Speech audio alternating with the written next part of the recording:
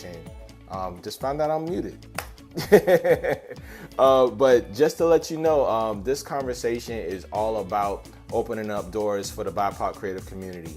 And I'm so excited about the future of Creative Quest Foundation and everything that we're doing. One thing I love about this endeavor is finding unique ways, to empower that community, finding ways to impact, numerous ways as far as like for musicians, for artists, for directors, for all walks of life. That has a creative vision, that has a creative mindset for a career, a goal to be able to utilize Creative Quest Foundation as a major asset. So for anybody out there that really believes in our initiative, I want you to take a time and text to give right now to the number on the screen, 413-0872, to the number 1-855-575-7888.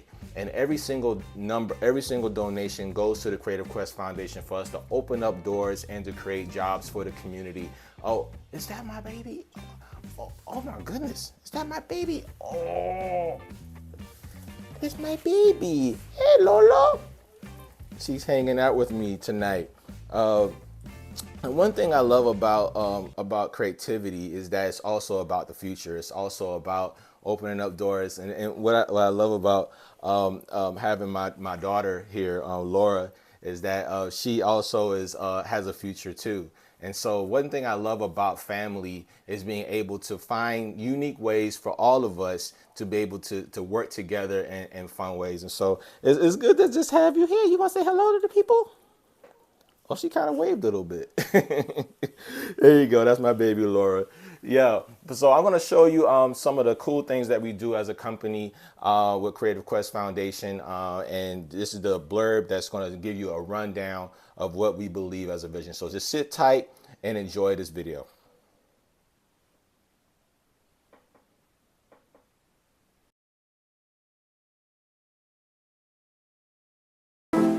Hi everyone, my name is RJ Temple. With over 20 years in the entertainment industry, I've seen and created quite a bit of cool things. But one thing I noticed was the lack of consistent representation and diversity in key creative roles. Access, knowledge, and empowerment for the creative minority community is truly necessary. If you have the gift to write, make music, start a dance studio, or even direct a film or show, the color of your skin shouldn't impact your ability to pursue a career that you love. The Creative Quest Foundation focuses on supporting minorities of all walks of life to pursue their creative career, along with the networks and educational resources they need to build a road to success. Entertainment is all about reaching the world, and the creators behind the development need to be just as diverse. CQF is officially launching as a 501c3, and with your financial support, we can achieve our goals to provide hands-on workshops, mixers, create jobs, and even an educational online platform backed by award-winning entertainment industry professionals. Your donation today will help us make a difference in the creative minority leaders of tomorrow. Make sure to follow us on social media and check out our website at mycreativequest.org. Thanks, and remember, diversity and inclusion is more than a conversation. It's simply an action. Creating a smile, getting lost in the moment, and living the dream is what themed entertainment is all about. And here in Central Florida, we are the entertainment capital of the world, able to live that dream each and every day. A living celebration filled with artists, managers, engineers, and talent from across the globe. Diversity and inclusion for all walks of life, creating, building, learning, and growing together is the key to a bright future for the entertainment industry. The Creative Quest Foundation focuses on guiding minorities interested in pursuing a career in themed entertainment, providing a path to success with workshops, events, mixers, and more that will be life-changing and uplifting, while at the same time giving back to those in need. The Creative Quest Foundation, celebrating the power of diversity in the world of make-believe.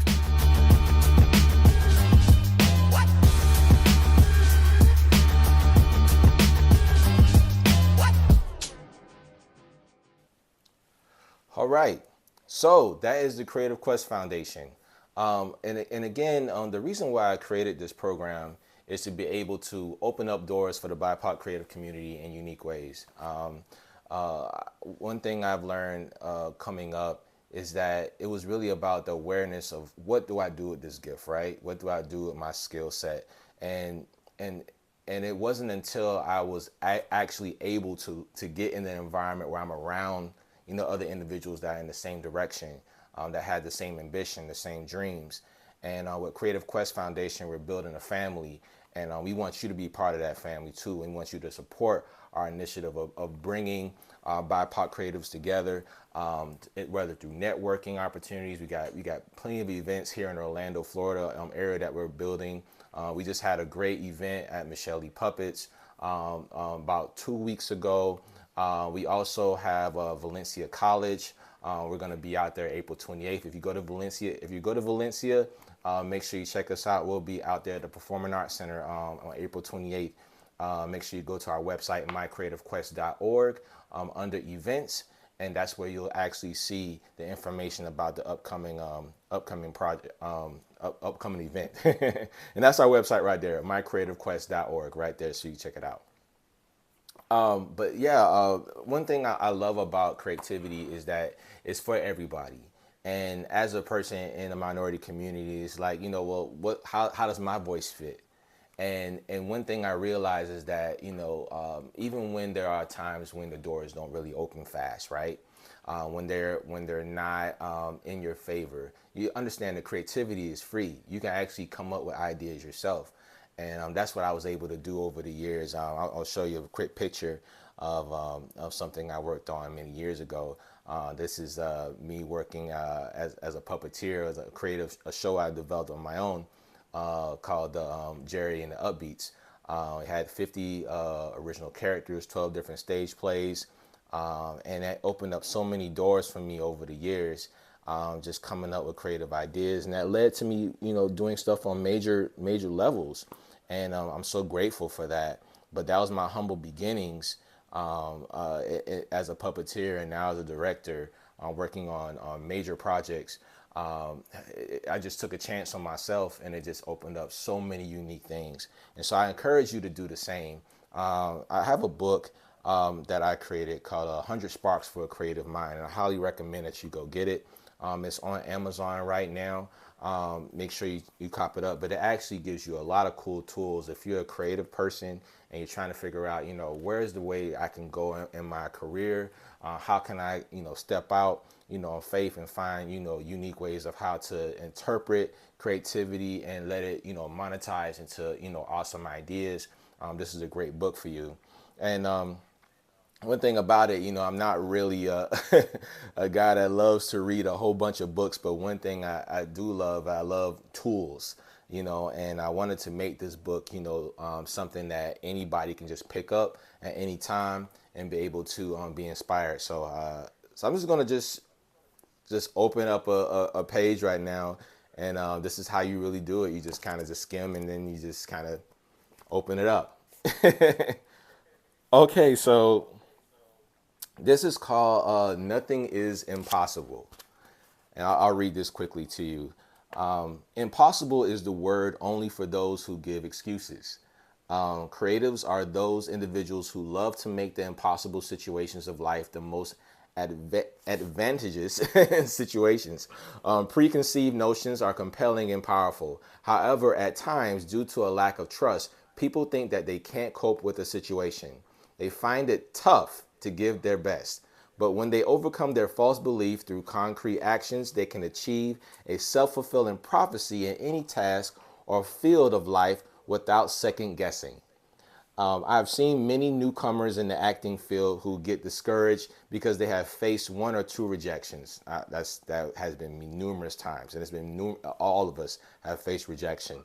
They instantly get disheartened and believe that they don't have what it takes to be actors or models. But success is a reward for constant efforts. Persistence and maintaining positive vibes are essential in making any impossible possible. And that comes from my book, 100 Sparks for a Creative Mind. You definitely should check it out. It's on Amazon right now. But one thing that I love about this passage is that, at times you tend to feel like the impossible is not reachable. And it's reachable for all of us. It gives us a chance to really tap into a zone that we have never really tapped into before. And so one thing I like about creativity is for everybody. And especially in the BIPOC creative community, you know, when you think about creativity, you think about, you know, well, how am I going to, you know, how do I get in the door with that? You know, what do I do with this? It really starts by giving yourself a chance. It's really about, you know, just finding out, you know, what is your niche? You know, what is it that you love to do? You know, and then using that tool to be able to open up doors for yourself. For me, it was music. You know, I always found, you know, really creative ways of how to interpret music. And it ended up to where I opened up, you know, so many different ways of looking at it, you know, from just the instrumentation, but also like, oh, music is in film, music is in television, music is in radio, you know, music is everywhere. And then when I found out, you know, how I interpreted music, you know, could be, you know, something that I could expand on, you know, it opened up the doors for me.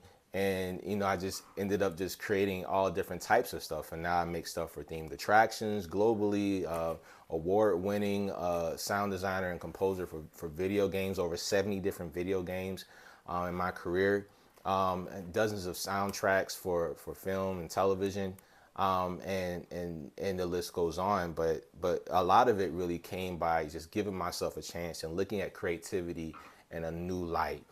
So again, I hope you guys definitely check out this book. It's really been helpful for me, and it'll definitely be helpful for you. Okay, so let me go ahead and check and see, you know, the chat, you know, who's in the room. Corey, what's going on? Good to see you. Corey Jackson, thanks for checking it out. Mr. Harris, what's up? Awesome, Dad. Thank you so much. And so I want to one more thing. Make sure that you donate to our cause. Again, Creative Quest Foundation. We really believe in the importance of empowering the future, and so definitely hit that QR code and scan it and donate what you can today. Every one bit of our proceeds go to our program, so we can open up doors and build 100 new jobs a year. That's what our goal is, to create 100 new jobs a year for the BIPOC creative community. We have tons of content that we're going to be doing over the coming into this year and next year, including a big annual showcase that's going to open up quite a bit of opportunities for people of color. So I'm really excited about that. And also, if you're interested, definitely give to our text to give. And our text to give is, it's coming momentarily as soon as I find it. Yes, your text to give is 413-087. That's what you text to the number 1-855-575-7888. Okay? All right, thank you so much. And what we're going to do is right now we're going to look at one more video showing our initiative for Creative Quest Foundation, what we believe in. And then after that, we're going to go into a session that we had in Michelle Puppets, which was a lot of fun. We had Roderick Blackman, who's a writer and director. And we also had Enon Shintu, who is also a Sesame Street puppeteer. They're going to both tell their stories, and it's on location. It's really a lot of fun, so make sure you stay tuned for that. All right, so check out this video, and we'll be right back. Thank you.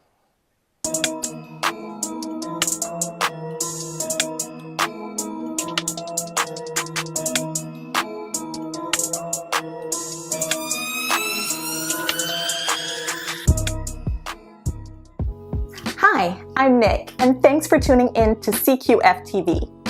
The Creative Quest Foundation focuses on minorities pursuing a career in themed entertainment. From writing shows for a local theater to developing the next major attraction for a cutting-edge theme park, CQF provides resources and opportunities to build your passion for creative development and the arts. Diversity and inclusion is the future of the industry. Taking action to diversify talent in the creative space and empowering leaders will take themed entertainment to the next level. CQF believes in community and sharing knowledge to those who come from all walks of life. We provide educational events and activities such as mixers, workshops, speed networking sessions, artist showcases, concerts, and more. We move together as a family to bring about positive change and promote equal opportunity for everyone with a love for the arts. Join our initiative celebrating the power of diversity in the world of themed entertainment. Check out the latest news, media, merch, and more on our website. Creating a smile, getting lost in the moment, and living the dream is what themed entertainment is all about. And here in Central Florida, we are the entertainment capital of the world, able to live that dream each and every day. A living celebration filled with artists, managers, engineers, and talent from across the globe. Diversity and inclusion for all walks of life, creating, building, learning, and growing together is the key to a bright future for the entertainment industry. The Creative Quest Foundation focuses on guiding minorities interested in pursuing a career in themed entertainment, providing a path to success with workshops, events, mixers, and more that will be life-changing and uplifting, while at the same time giving back to those in need. The Creative Quest Foundation, celebrating the power of diversity in the world of make-believe.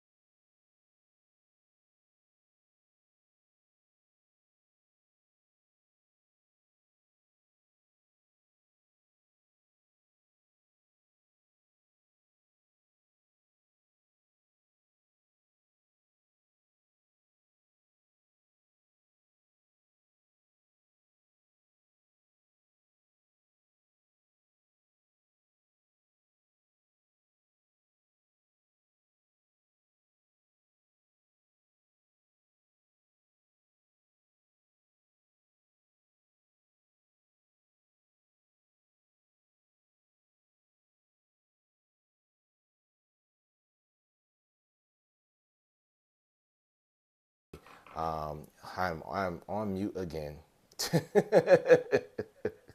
I'll tell you, this has been interesting. Trying to get this audio to work. I said quite a bit, but one thing I'll say it again. I'm really grateful for everybody, and thank you so much, everybody hopping in. Monse, thank you. Muriel, thank you so much. My mom is on here. Thank you so much. Thank you so much for all you guys checking on me, making sure my audio is good. But yeah, I was just raving about how great the program has been doing, just to kind of get you up to speed. Creative Quest Foundation was able to open up quite a bit of doors for the creative community to go to IAPA last year in September.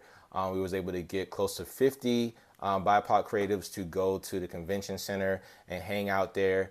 And be able to mingle and learn about the themed entertainment industry, which has been just fantastic. And quite a few got jobs after the end of that as well. And I also was mentioning about Chuck E. Cheese and how we were able to, connect with them and be able to get a whole team staffed from the minority community to work on actual film for CEC Entertainment. So it's called Get Down Around the World. Make sure you go check it out on YouTube. It's doing very well, and it all started from this program. finding talent that's diverse, unique, that really hasn't had an opportunity to get really cool things on their resume, and so we was able to knock on some doors and build some opportunities, and it opened up, opportunities for writers, for producers, for 3D modelers. We had motion capture. Quite a bit of things that opened up from that opportunity. But those are the types of things that we do, which has been just a fantastic thing to see. Not just opportunities for me to be able to do things, but also for others. This has really been a blast. And so Creative Quest Foundation is truly about opening up doors for the BIPOC creative community, and I'm so glad to be able to do that. So again, if you believe in our initiative, I would love for you to donate today. Go ahead and do a quick screenshot of that QR code and go to our website and donate to our cause. Every single number of proceed goes to us opening up more jobs, setting up free networking opportunities, also creating scholarships for us to be able to send BIPOC creatives, to major conventions for free, which has been fantastic. Another thing too, we also are grateful for our new relationship with Valencia College, which has just, we have a big event coming up April 28th at Valencia College. That's going to be just a blast. We'll have a big panel discussion. There'll be food. There'll be a lot of cool things happening there. So make sure you check that out. And I'll say this one more time before we hop into the video. Make sure you check out our website, mycreativequest.org, where you can see our initiative and what we're doing, and how we're making a difference in the world through our program, which is currently now a 501c3. And we're so excited about being a part of the status to be able to make a difference like never before for the creative industry. And also, if you believe in our initiative, definitely text to give to CQF. Text 413-087 to the number 1-855-575-7888. All right, so let's hop into the video. Again, thank you all for hanging out. Let's see who else is on the call. There should be quite a few of us is on here now. Thank you so much. Monse, for hanging out. Is my audio, is it working? It should be working now. It probably delays on the responses. But if you can definitely check us out on our website again, mycreativequest.org. That's where you can see a lot of our initiative. You see our mission and what we believe in. Let's hop in the video. Thanks for your time tonight.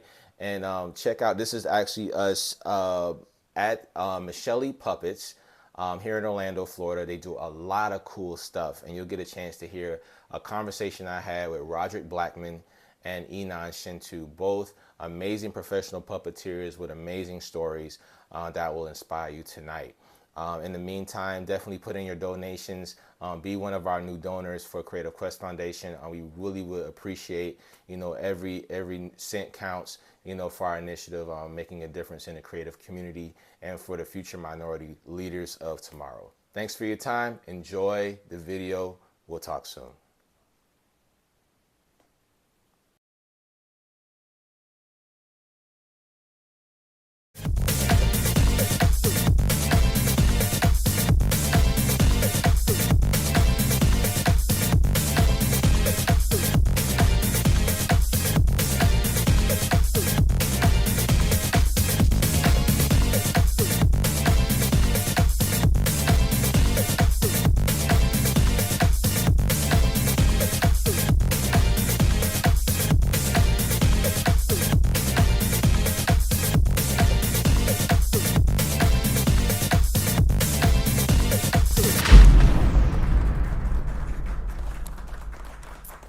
All right. And that's my history with the Upbeat Imagination Workshop. One thing I love about storytelling in this world, especially when it comes to puppetry, is the vast arrays that you can do it, from animatronics to handheld puppets, mech puppets. There's so many unique ways to do it. And Michelle Puppets is a great place that does it all. We want to thank Michelle Puppets right now as our sponsor for this event. We couldn't have done it without them. And so props to the whole team, Tracy, Nick, everyone here that's just been putting together everything that we could do for this event. So just thank you so much.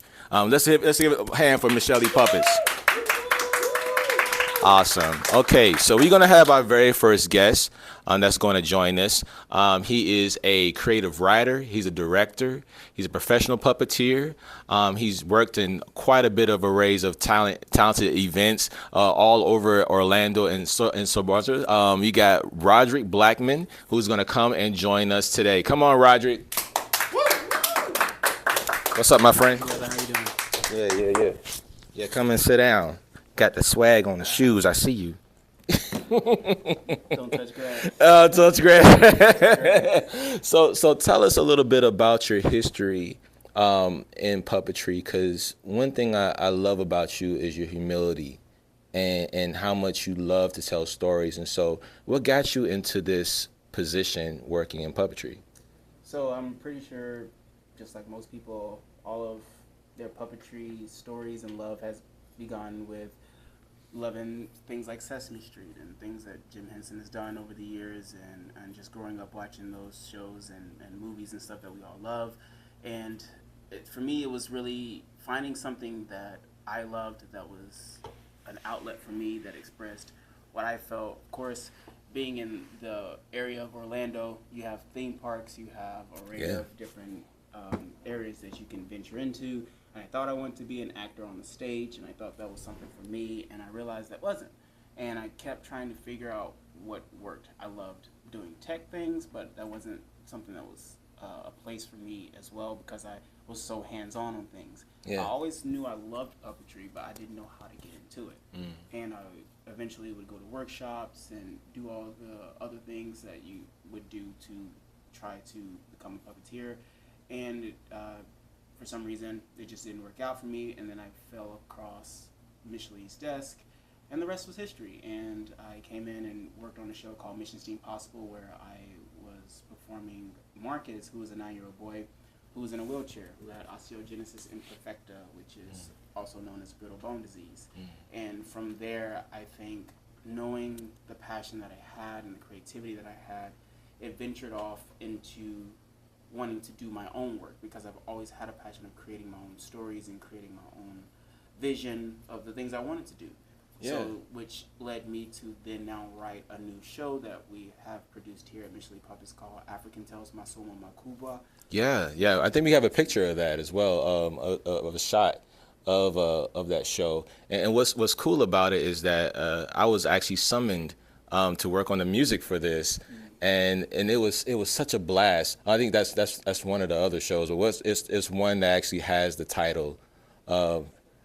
Oh, this is part Well, of let's talk about these. What are these here? We partner with different venues like the Orlando Opera, the Orlando Philharmonic. Yeah. And that shot there is one of the puppets made by our creative artistic director, Nick Parks, who is here with us today. Yeah, Nick in the back. Give it up for Nick over there. Yeah. And Yeah. so he's a wonderful builder, and so this is, I believe, an ibex that they use for the magic flute.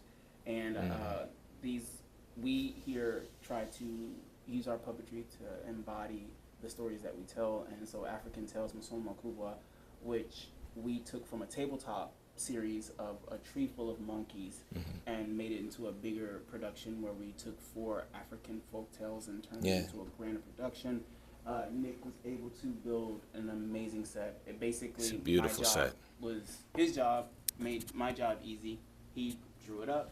As a director, I looked at everything, and I was like, yes. And I didn't have to really change anything. It was just things that during the rehearsal process, hey, is this feasible to work through or something like this, or can we make this a little bit simpler so the actors don't have to overthink? But other than that, it was just smooth sailing. Yeah, it was neat because I remember walking in the rehearsal right in this room, and there was a fire in the middle of the floor. I was like, man, this is cool. And they even have like the trees, had the monkeys were able to swing out, and they were puppets. I mean, it's such a unique show, and congratulations to you and the Michelle team on such an amazing gift to the kids, especially for Black History Month. So tell us a little bit about your show. that you're working on? It's a brand new series, or tell me about it. I personally have started to then venture out into my own personal work. I have a little puppet company that I'm creating called Roger Blackman Puppet Television, more of a digital brand content where I'm creating my first ever show that's called Dinosaur Facts with Tommy and Jay, a friend that I work with at the theme parks where I work at as a puppeteer there in Jurassic World area, Universal, and they are actually an amateur paleontologist, so they go out to digs and stuff. So we decided to get together, and I do love dinosaurs, so my love for dinosaurs, their love for dinosaurs, we wanted to put together and create a show with one of the little puppet that I have. His name is Tommy, who also loves dinosaurs. So he's a 7-year-old boy, and I wanted to create something that's entertaining, funny, but also educational for kids, because I think that's my biggest thing. And I wanted this PBS feel. Growing up, I remember watching things like Eureka's Castle and Professor Iris. All these educational shows, like puppet things that weren't even just Jim Henson alone. It was just other things that inspired me, that I was like, I wanted that feel. So I think we have a clip of your show, so let's run that to see what's in store from Roderick Blackman's creative mind in this new series.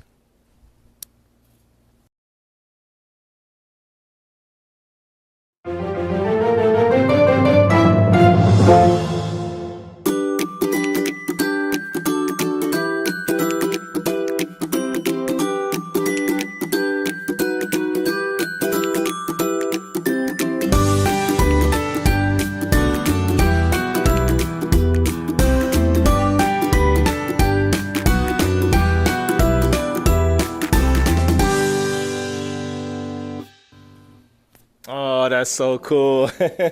Give it up for Roderick Blackman. I wish you much success on that. And that's one thing I love about, when you have an idea, you just jump in, right? You just jump in. You never know how far it'll take you. And every step you take is going to enhance your territory later on. You're throwing footballs into the future. And so I'm proud of you, man. You keep moving. And much blessings on it, definitely. Thank you, I appreciate it. Yeah. I think the idea of puppetry, people should know that it's a revolving door of ideas. Yeah. And I think for me, what I wanted to do when I created this was create something that I have never seen before. But I think people try to reinvent the wheel, right? But I think you should just enhance it. Add more things that can make it better, that can make it run smoother, and take ideas that other people have had and then just make them more of your own and add a little spin to it. And I think once you find that creative mind, that creative asset to yourself, then you can continue to flourish and go into the piece of the journey that you want to be into. And I think that's the mental route that I took when I did that. That's awesome. All right. Do we have any questions on LinkedIn? I think we may have a couple. Anybody in the audience have a question for Roderick? We were just so well spoken. I think it's fun, hearing different stories and everything, learning the different journeys, because your journey is different to other people's journey, but it kind of speaks to the art of puppetry, right? Like you're telling different stories in different ways. Mm-hmm. And I think everybody has that creative in them. I think it's what you do with it that taps. Like even just, you could be an accountant. I feel like you have a journey and you have a creative side. It's just what you go about it. It may be just numbers, and you're creative with thinking about numbers, of how you're able to assess the situation of something with numbers and create that. I think everybody has an artistic vision, an artistic journey.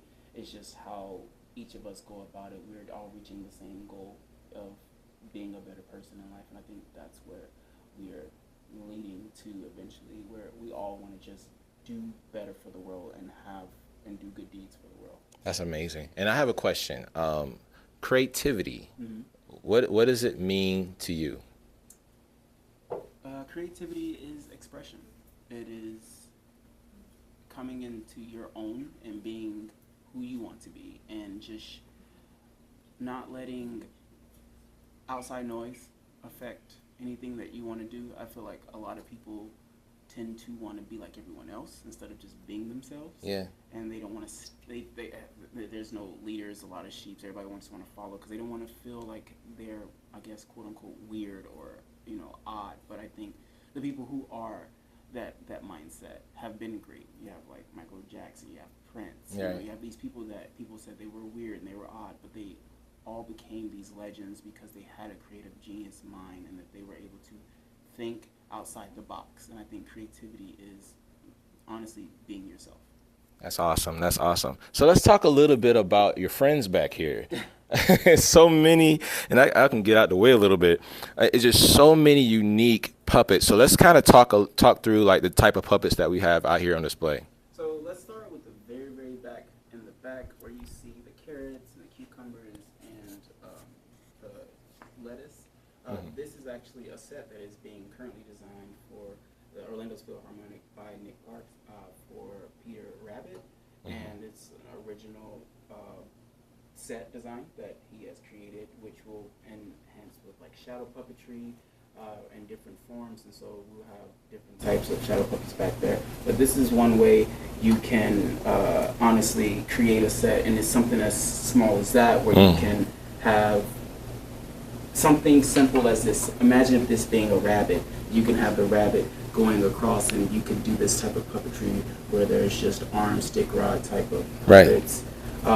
You have something that is puppets where obviously on this side here, these would have been hand and rod, and we have chickens here that were created for our show in Mask as well for African Tales Consumer. Right. This is probably one of my favorite masks. Yeah, bring that out so people can This see is it. a hyena mask, just simple, where there is rod on the back so people can hold it, and you can basically use this as any type of way you want to create your story. Painted, of course, different things that reuse material. Yeah. Very beautiful. There's you have a puppet, which you would use usually hand and rod type puppets to do that for. So yeah, it's just the possibilities are very much endless of what you could do. That's awesome. And one thing I love about it is all the different type of fabrications that you can utilize for puppetry. It can be as complex or as simple, as long as it tells a story. That's the key ingredient to all of this. So once again, everybody give a hand to Roderick Blackman. Thank you so much, sir. Thank you, brother. Yeah. We're gonna dive into some more conversations right now, but in the meantime, I want you guys to sit back, relax, and enjoy this video. We're gonna talk a little bit about what Creative Quest does and our mission.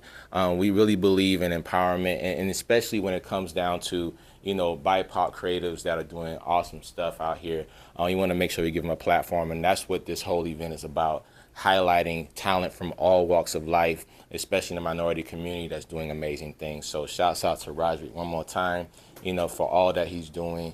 We see you out here. We believe in you. You're a king, and you're doing great work. So we appreciate you. Thank you. All right.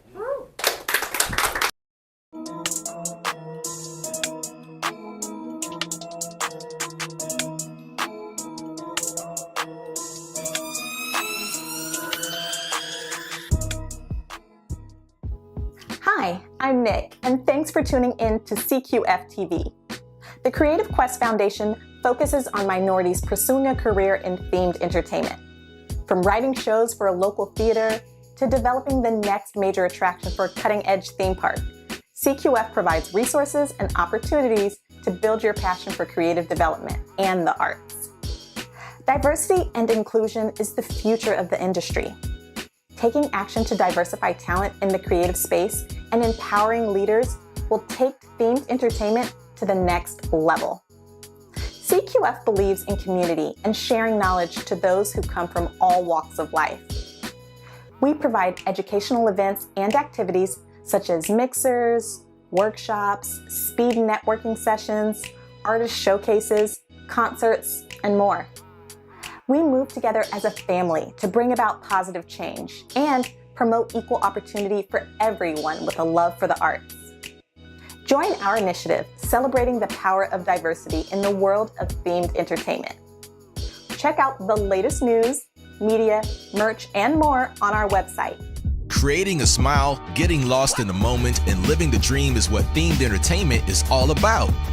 And here in Central Florida, we are the entertainment capital of the world, able to live that dream each and every day. A living celebration filled with artists, managers, engineers, and talent from across the globe. Diversity and inclusion for all walks of life, creating, building, learning, and growing together is the key to a bright future for the entertainment industry. The Creative Quest Foundation focuses on guiding minorities interested in pursuing a career in themed entertainment, providing a path to success with workshops, events, mixers, and more that will be life-changing and uplifting, while at the same time giving back to those in need.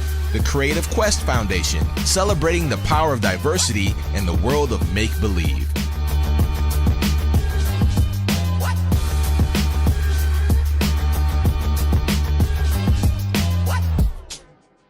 All right, everybody, welcome back to the show. Welcome back.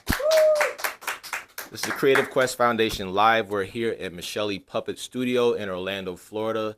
And again, we want to thank you so much, Michelle Puppets, for being our sponsor for this event. We couldn't have done it without you, so thank you, thank you, thank you. It's truly a pleasure to have this opportunity for the first event of the year, so it's one of many. All right, we have a great friend of mine, Enon Shintu. What's up, man? Good to see you. Enon is, he's like the Renaissance man. When I think of this person here, he truly covers so much ground creatively, and I'm just gonna pass it to you. So tell us a little bit about who you are, what you do. Just give us the whole thing. Okay. I've been a performer in the Orlando area for about, little under 10 years now. Okay. I started in 2013. I guess I'll kind of start from the very beginning. I started in 2013. I started working for Disney in 2011 because I just saw, a posting of it at my school and was like, oh, that would be cool. You live, breathe, eat, sleep, Disney. Great. And I did the college program. I was like, this was great. I want to come back. I want to be a performer. I really, really wanted that, And then 2012, I graduated. I came down to Disney. I did a couple professional internships. I did one in marketing because that's what I went to school for. It got me down here. I was in guest relations. Then after that, I was like, I really want to be in entertainment, man. I still really want to do it. I'll do it for about a year and a half. Get it out of my system. Go get a big boy job. That was in 2013. And started in entertainment at Disney, was there for about 5 or 6 years, went to Universal Entertainment after that. And when I was at Disney, I actually, almost before I was even officially in the department, I heard that they were doing a puppetry workshop. Yeah. The Disney's, what are they?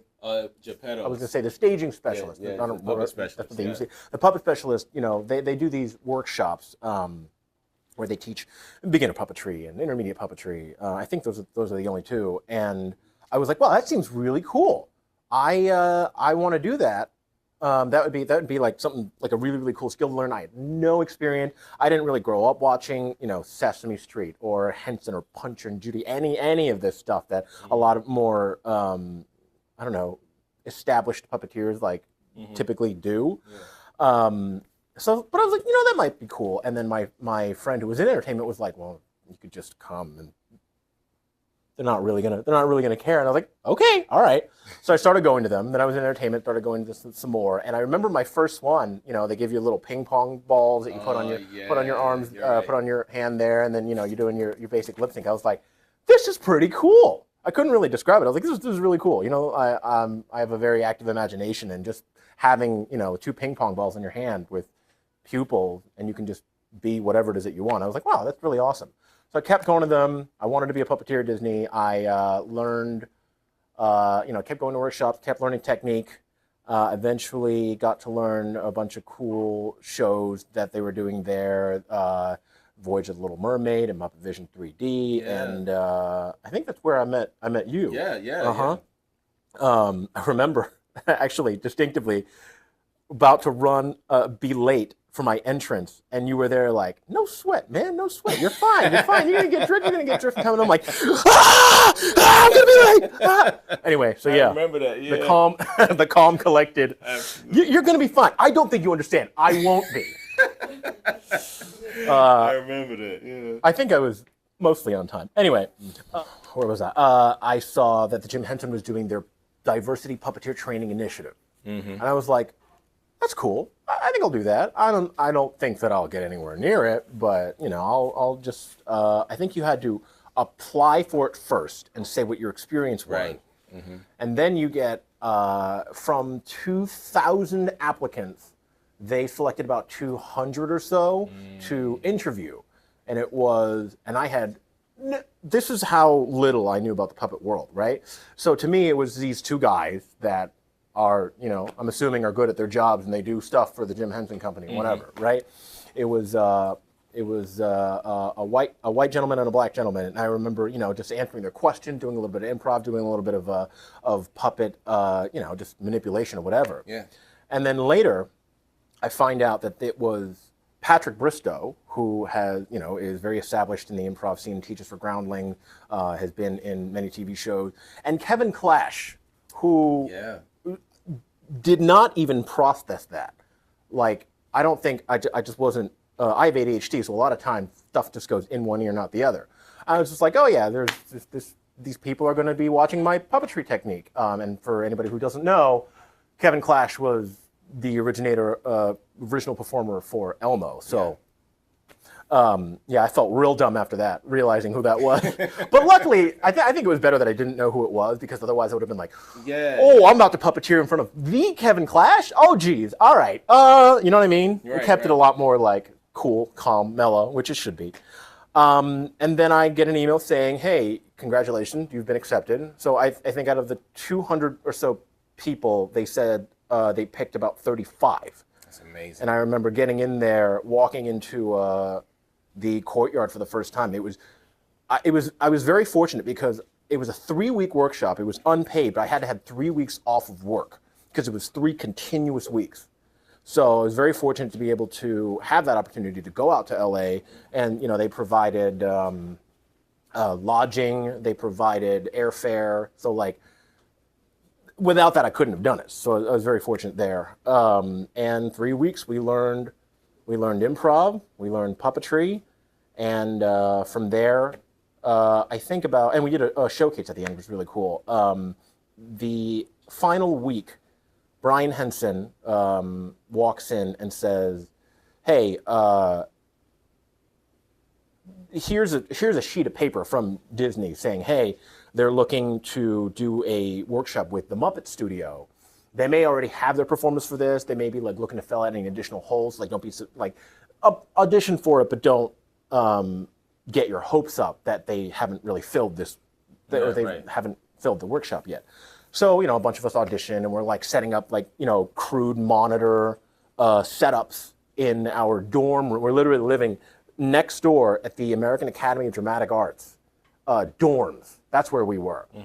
So we're setting up these crude monitors to kind of film like a puppet reel of sorts, which was literally just me taking a puppet and walking in and doing one thing and then walking out, and then another puppet comes in, the same puppet comes in from this side with a different personality and then walks on out.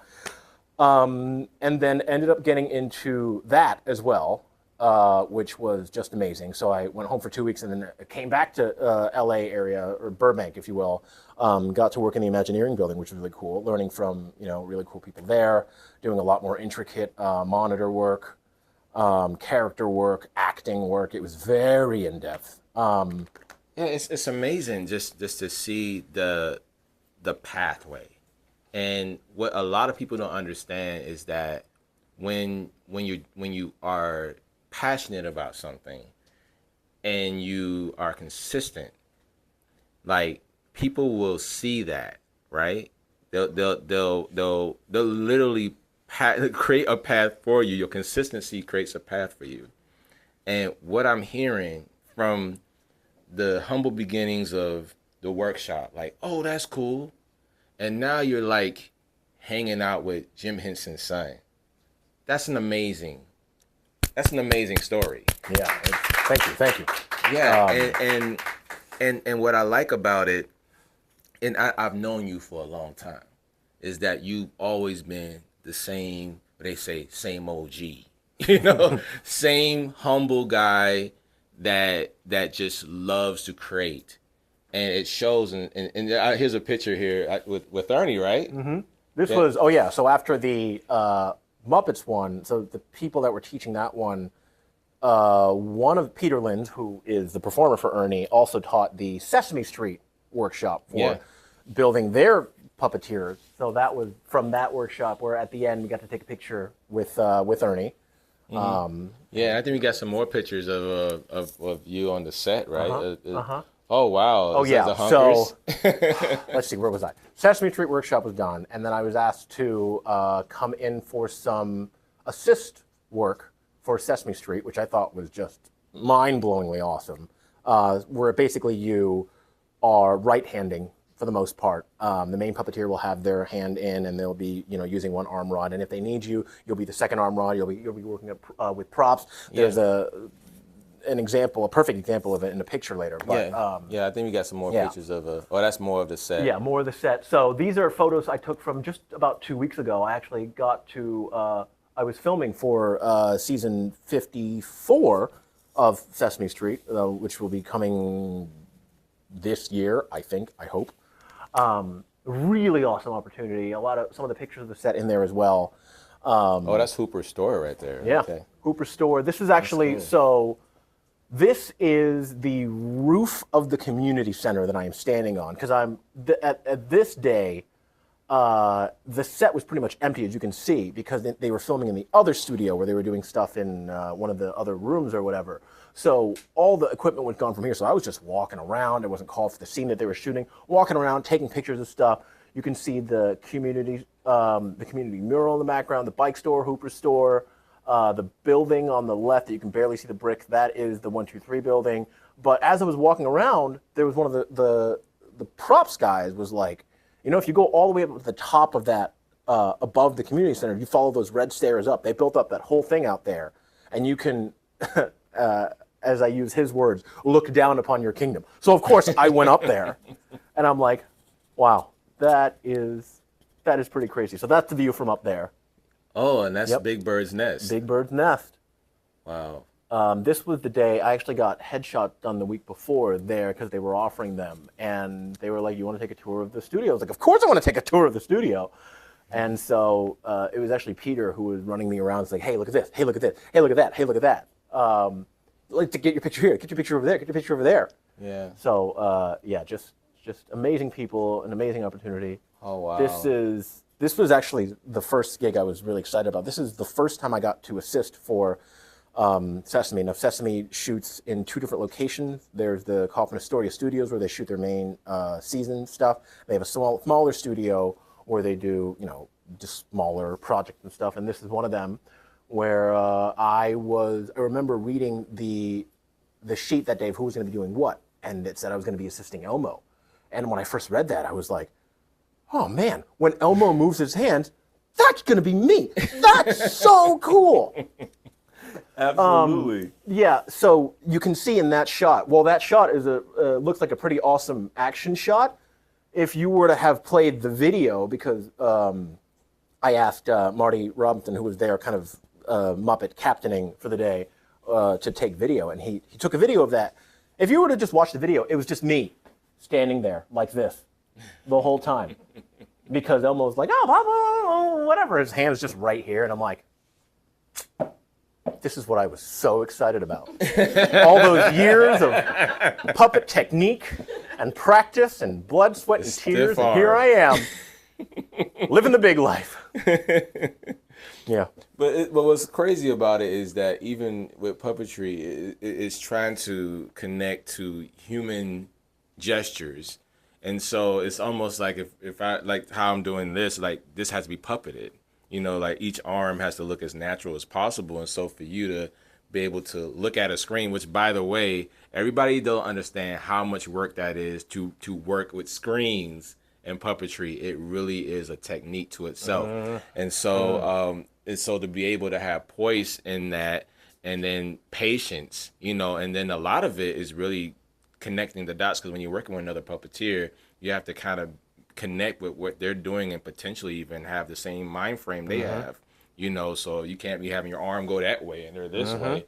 It has to look as natural as possible. It's almost like using the force or something like that. But it really is. It's so having performed live for so many years and going to the TV world was very different because I remember, so filming for season 54 was the first time I ever got to do a speaking role. And even, observing and all that, when you're performing live, you're rehearsing and rehearsing, and you have almost every movement is planned out of what you're going to do. Your lip sync is down pat, like you've listened to the track multiple times. If you're lucky, and you get to put this together live so that it looks great, fantastic, wonderful. When you're filming for TV, you get a read-through, you get an on-camera rehearsal, maybe two if you're lucky, and then you shoot to record, and then whatever else producers and the director want, and then moving on to the next shot.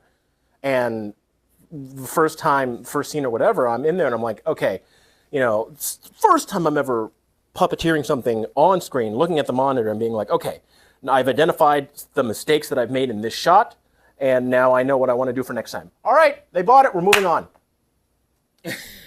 Huh? No, you can't move on. Like you got, so you saw something, but it was like, oh, that's fine. Because they got shot to get through. Like I've been there on days where I'm called at 8:15, I don't go home until 7:30, and it's like they got stuff to do. So I get it, but at the same time, it's like, oh, you have to be good in a very different sort of way. Yeah.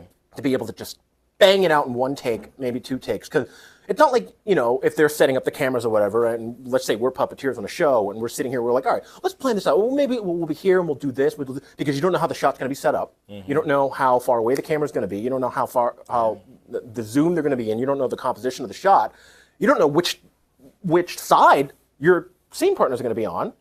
So you could be getting used to one thing, and then you need to do something completely different when they start rolling, and it's like, it's similar, but it's extremely different in the same at the same time. Yeah, and what's cool about it though is that you're able to pump up so much content, when you're in those realms. I mean, because it's like you said. I mean, time is money in those scenarios, and so you have to almost nail it, in minimal time. And so, but that says a lot about your skill set.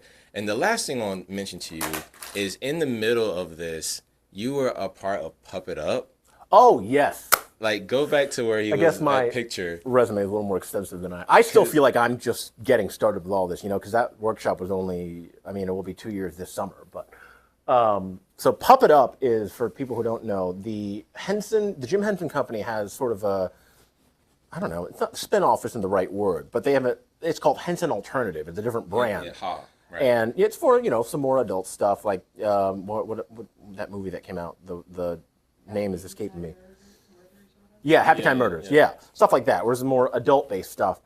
They have a traveling adult comedy puppet improv troupe called Puppet Up. Puppet Up Uncensored. And it's basically puppet who's line with monitors that you can see, or in the previous picture, I don't know if we can go back to that one, but I'm looking down. You can see in the back where the curtain ends, there's like a little screen on the bottom, and that's kind of the, you get to see what the camera that is, showing everybody on the big screens on the left and the right, what's happening. You get to look at those monitors. So I'm looking down at a monitor, and I'm, puppeteering at the same time, but your monitor puppeteering, which, like you said before, is so much different than live puppeteering. You're also having to improv at the same time. And it was one of the most terrifying experiences, also the most fun, but I'm literally performing with people who have ran a puppet show on Nickelodeon. People who have been in Disney Junior shows, Nickelodeon shows, all sorts of things, Henson stuff, just pedigrees as long as the day is long. And I'm just I did some puppet shows at Disney World, which is still really cool. And the level of training that I received there, especially after going to different places and seeing how different people work, it's actually really good. But I was just like, oh, it's just me, living in imposter syndrome. But it was probably one of the most amazing and intimidating experiences I've had because it's just a bunch of, like, a perfect example of what Puppet Up is just a bunch of hot dogs doing very, very inappropriate things.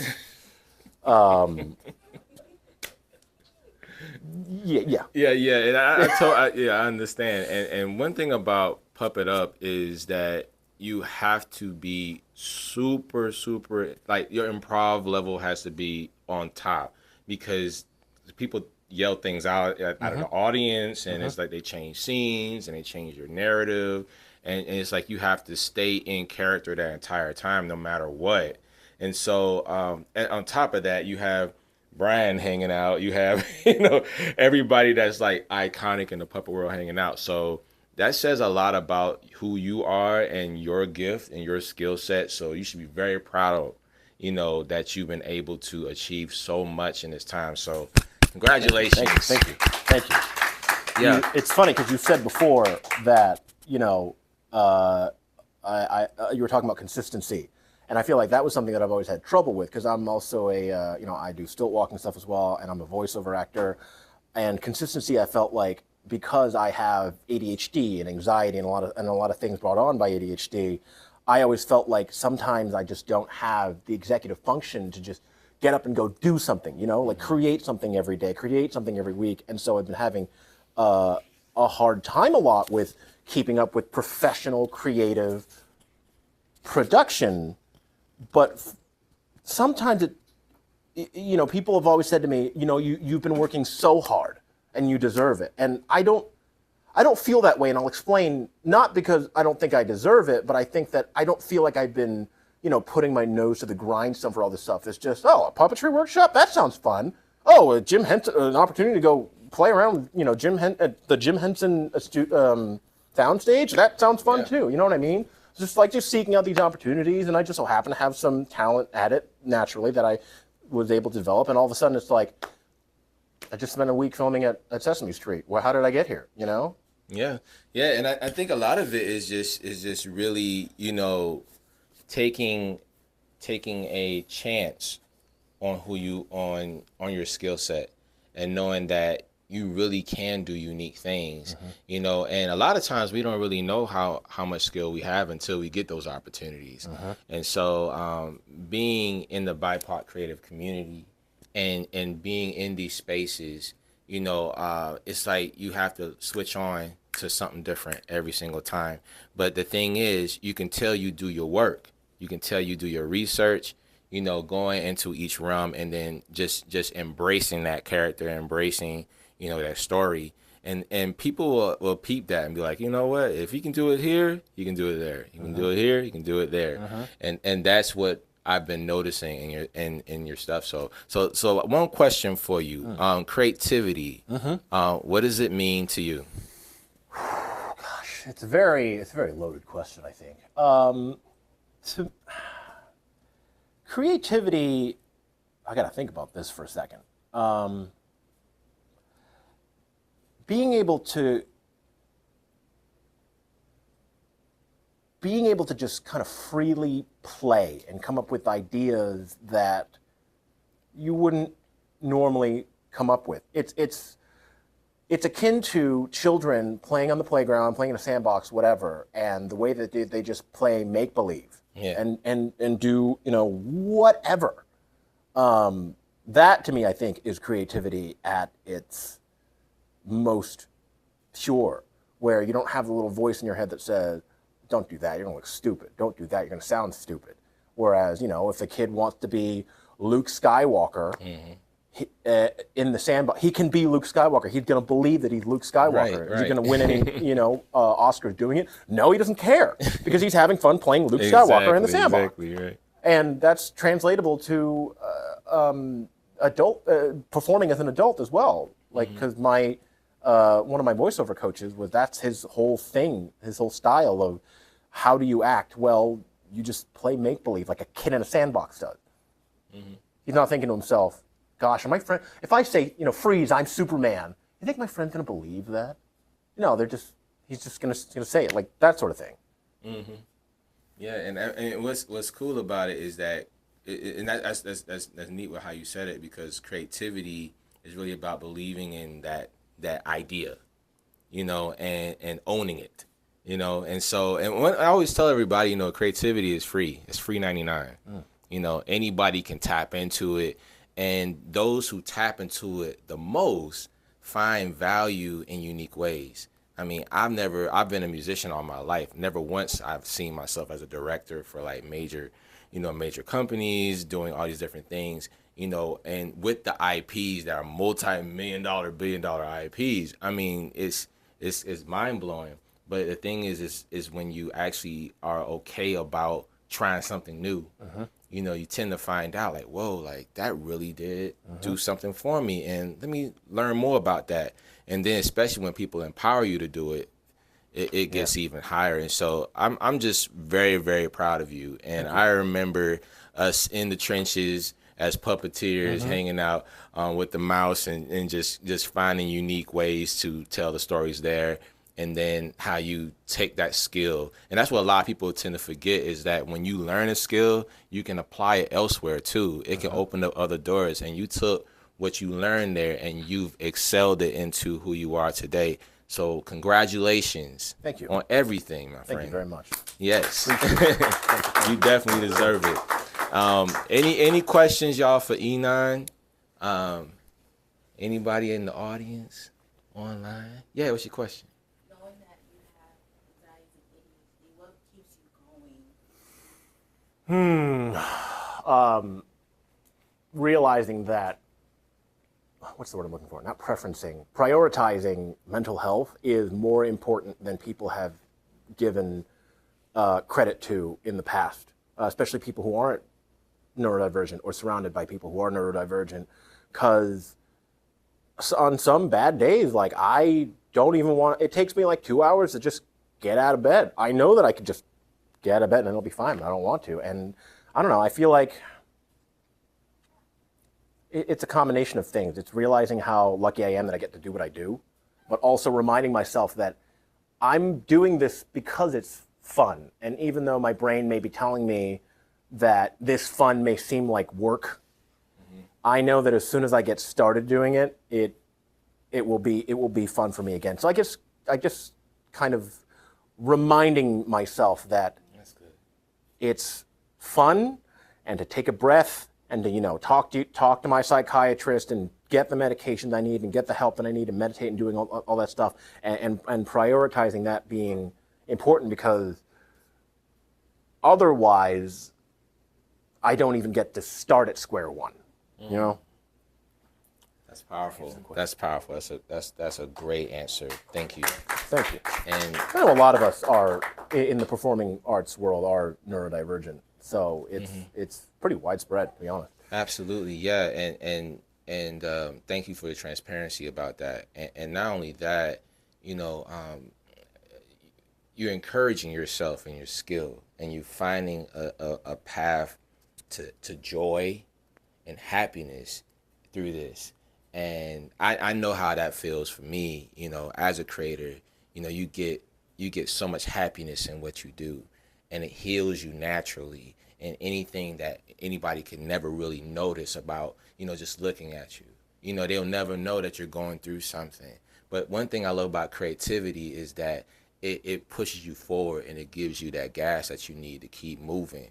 And so, and the crazy thing is when you jump out on a whim, things just happen, and it happens in major ways if you just have faith and believe in yourself, And so that's what you've done. And ladies and gentlemen, everyone, give it up for E9 Shentu.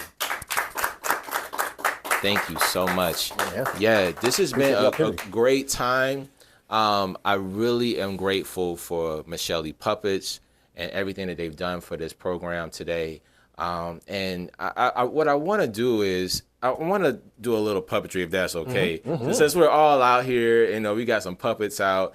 So tell us a little bit about the puppet that you brought with you. Okay. And I think it'll be fun to just do something fun. So if I know we have a couple puppets over there, so if anybody wants to grab one, we can actually just come over here and just kind of play around a little bit, so people can see how it works.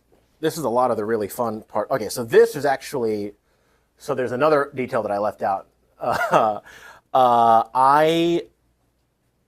So let me set the scene. I'm sitting at work, just doing whatever. I get a phone call from an area code that I don't recognize, but so normally scam phone calls, they'll come from an area code that you do recognize, one that's around you so that, you're more likely to pick up. But this one I didn't recognize at all, so I pick it up, and I'm like, hello. Hi, it's Matt Vogel. Do you have a minute? And for those of you who don't know, Matt Vogel is Muppet Captain on Sesame Street, but he's also more well known for being the performer for Kermit the Frog, Uncle Deadly, The Count, Big Bird, all sorts of stuff, right? So yes, I have a minute for Matt Vogel. Essentially, what he said was, we have this thing called the mentorship program, where we're trying to build the future bench of puppeteers. Long story short, is that something you'd be interested in? I was like, yes, of course I would. And, wouldn't, as soon as that phone call begins, of course, someone walks in and needs something from me. And I'm like, I can't, I'm on the phone with Matt Vogel. Sorry. Dropped a name. So being a part of the mentorship program, we have these assignments. I actually have to go home and finish one of the assignments. We do the assignment and then we watch it all together. We give feedback, once a year or so, we'll do like an in-person workshop. Just kind of, keep skills fresh and puppetry skills fresh, writing skills fresh, monitor skills and all that. This is the puppet that they sent as a sort of practice puppet. So I believe this was made by the Creature Shop and just a practice, Henson style puppet. You got the 2 arm rods and anyway, what were you saying? I don't even remember. Yeah, so talk a little bit about the technique that you have to have with arm rods, because I've seen them cross arm. I've seen people use the dowel. This is the dowel part, right? Yeah, dowel and rod. So the arm rods, it can get a little tricky. The way that I learned it was that you kind of hold them here and then you cross your fingers on the bottom there and then you use your first 2 fingers or your first 3 fingers to kind of control where the hands are. Some people hold them by the rod, some people hold them by the dowel, some people, do whatever works for them. After a while, I kind of felt like I just figured out how they moved, and then from there just kind of naturally went with something after multiple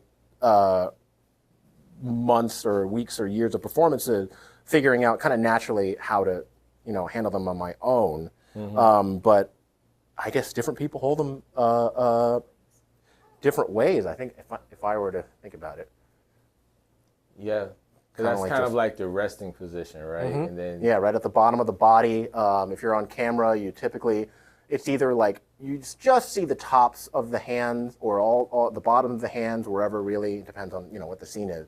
But then they just kind of sit there until you need them to kind of have a meaningful gesture, not just randomly flailing them about as you're talking. It doesn't make any sense, right? Because like you said before, it has to make sense with what a human would do. And then otherwise they just kind of return to right there. Absolutely, yeah. Yeah, is there anybody else that want to try? You want to grab one? Sure. Come on, let's grab a puppet, yeah. Yeah, anybody else, yeah, let's all grab one. Yeah, and as we're grabbing, a puppet, the thing about it is really about having fun with the characters, actually defining a personality for the characters as you grab them. And so talk about, how to embody a character once you put a puppet on. Yeah, so that's another beautiful thing about puppetry is that one puppet. So I mentioned before when I was doing the audition video for the Muppets, it was literally one puppet comes on and he does something and then he walks up. But then you can change the way that. So if I'm just normally walking, I'm like this. I'm like, hi, my name is Steve. I'm an accountant, and I like to go hiking in my spare time, and that's just me. That's Steve. But then you can change the way that they walk, the way that they talk, how fast they move, how slow they move. Same puppet, but all of a sudden, if you make them talk a little bit slower, move a little bit slower, you change the voice around a little bit, and all of a sudden, it's a completely different character, even though he has the same body. Yeah.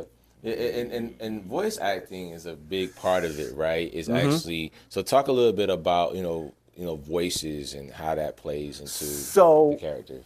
This is very interesting because there's a lot of similarity between voice acting and puppetry in this sense, in creating a character. When you're quote unquote performing the role of a puppet, you are doing the voice and doing the puppetry.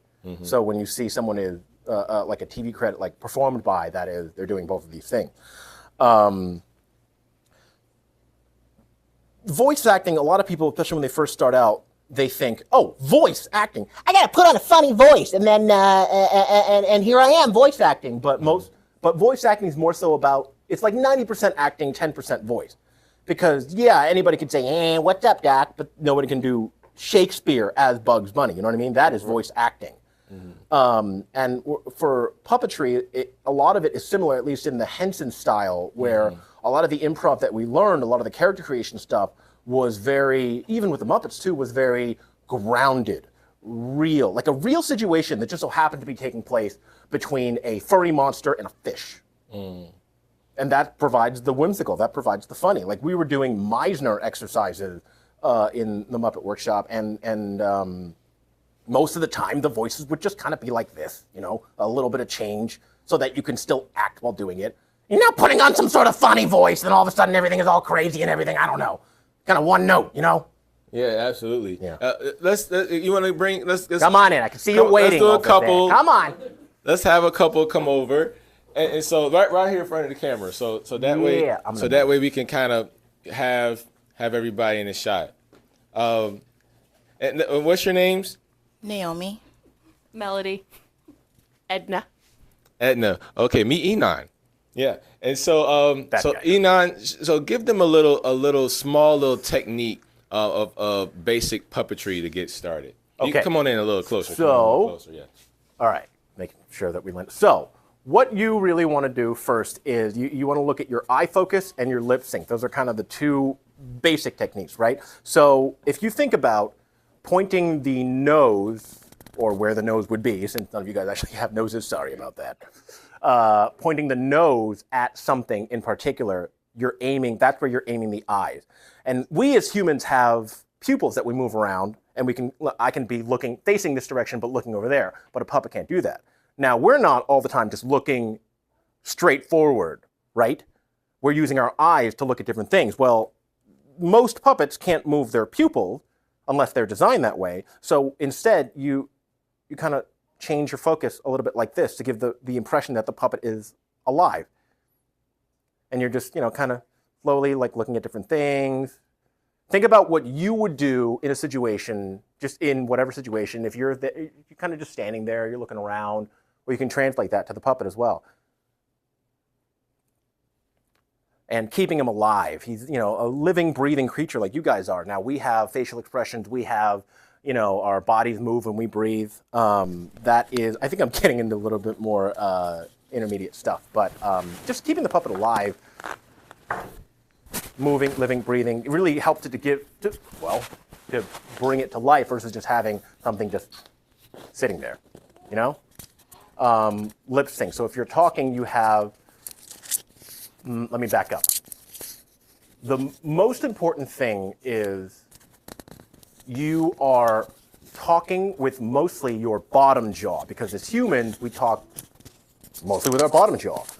Well, a lot of people, when they first start out with puppets, they do kind of this thing, like a little baby bird, where the top flat, but that's not how humans talk. Humans mostly talk with just their thumb. If you try to isolate your thumb as much as you can, it goes from looking like something like this, where you see that, I am very clearly a hand inside a furry monster puppet, to something a little bit more like this. It's a lot more natural seeming. See how I'm like looking you in the eye, and only just really moving my thumb versus kind of doing one of these things where my focus is going all over the place, and you don't believe that I'm looking at you while I'm talking to you. Yeah, and that's cool because I grabbed one too. And so one thing about the puppetry, let's talk a little bit about syllables, and then we can close it out. But what can you? I remember it was a workout we did where we talked about 7, and Oh yeah, you would 1. count from 1 to 10. Yeah. So let's all do that. Let's all do that together. How about that? You want to do that? 1 to 10? Sure. Yeah. Sure. I Okay. forgot how to count. Oh, okay. Well, keep it going. Keep it going. You never know. You might still know it. Here we go. You want to start? Here we go. 1, 2, ready, and go. 1, 2, 3, 4, 5, 6, 7, 8, 9, 10. And you know how syllables in 7 is how many? 2. So you say 7. 7. Right. And so let's all do it again. But this is like the basic techniques of like learning about how to do puppetry and how to be able to articulate your voice in real time with the character. Let's try it again. Ready? And go. 1, 2, 3, 4, 5, 6, 7, 8, 9, 10.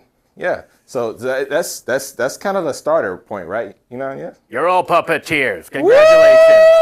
Yeah. Oh yeah. Yeah. Thank you so much. Give yourselves a hand. Thank you so much.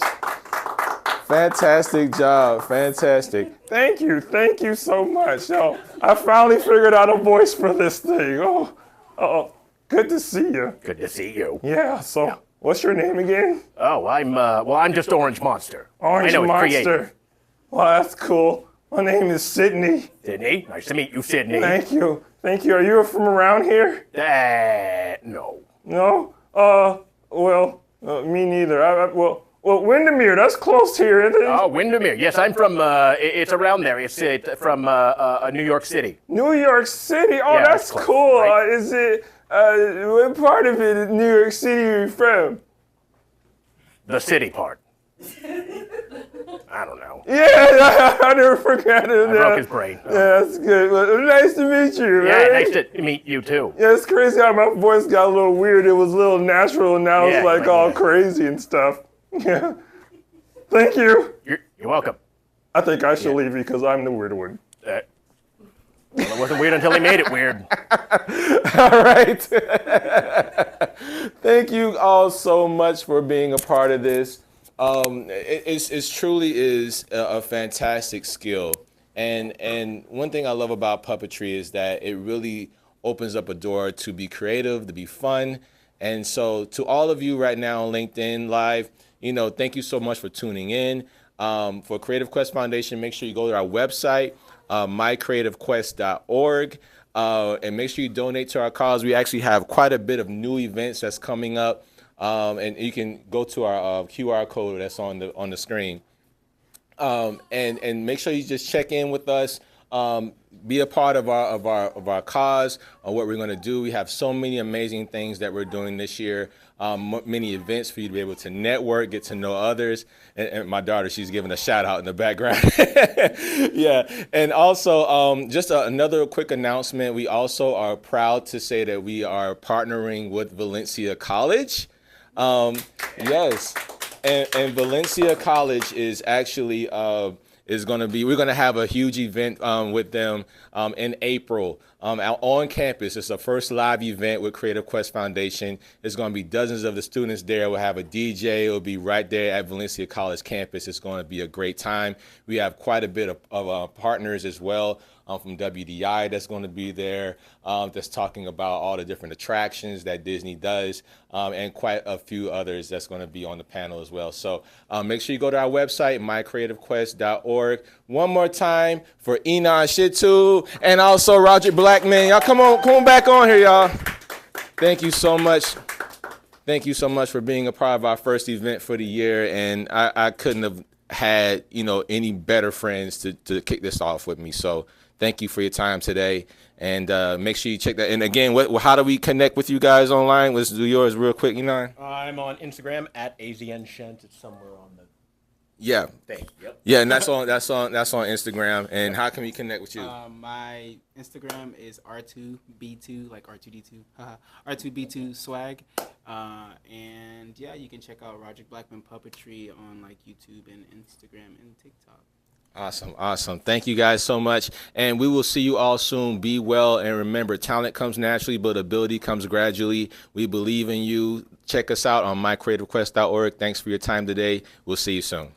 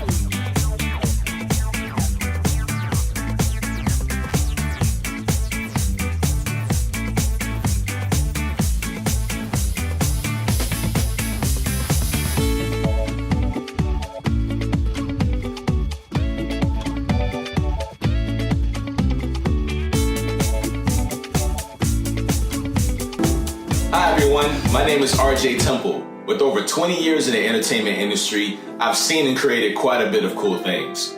But one thing I noticed was the lack of consistent representation and diversity in key creative roles.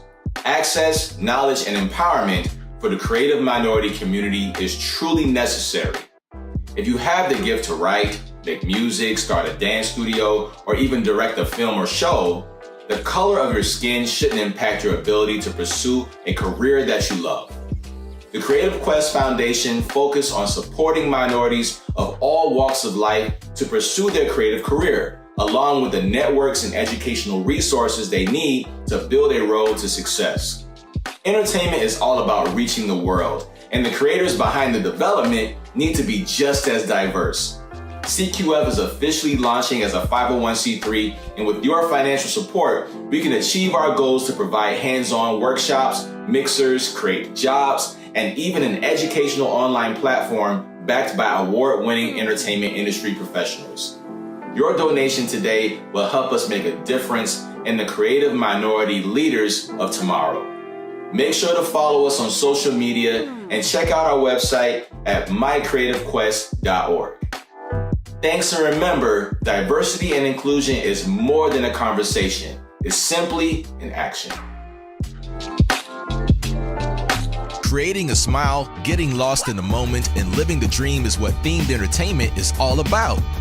And here in Central Florida, we are the entertainment capital of the world, able to live that dream each and every day. A living celebration filled with artists, managers, engineers, and talent from across the globe. Diversity and inclusion for all walks of life, creating, building, learning, and growing together is the key to a bright future for the entertainment industry. The Creative Quest Foundation focuses on guiding minorities interested in pursuing a career in themed entertainment, providing a path to success with workshops, events, mixers, and more that will be life-changing and uplifting, while at the same time giving back to those in need.